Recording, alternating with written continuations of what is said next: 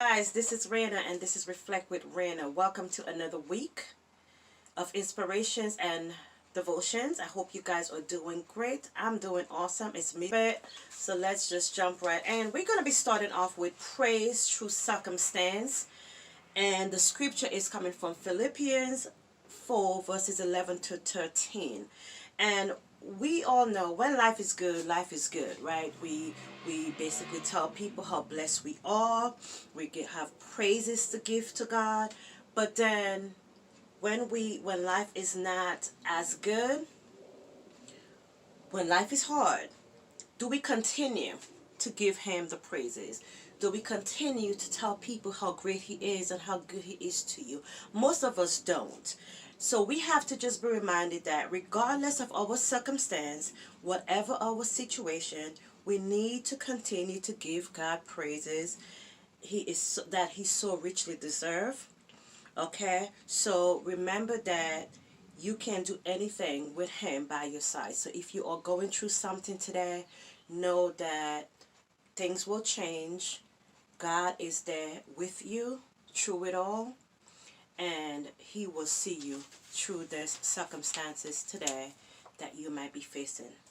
All of you, the scripture is coming from Matthew 22 verses 34 to 28. And to add to that last devotion, again, we're just reminded that we must always give our all to God.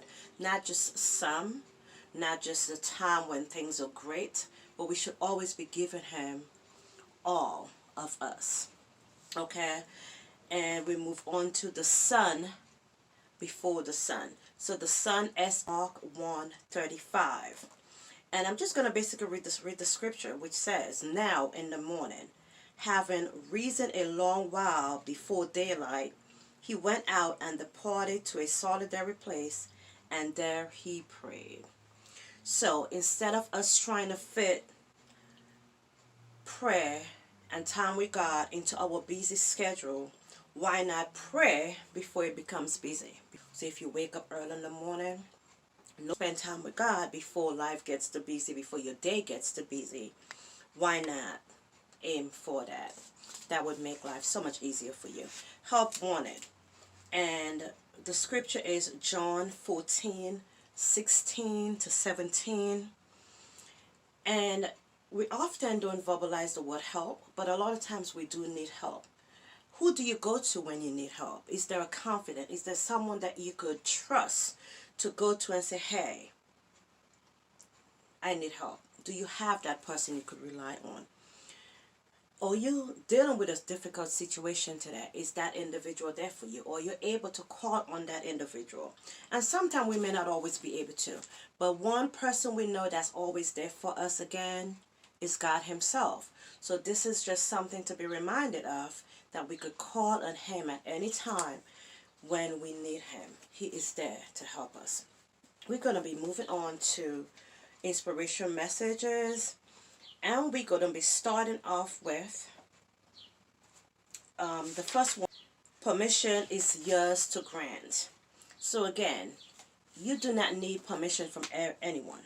So stop waiting for permission to be yourself. Be you. No need to apologize.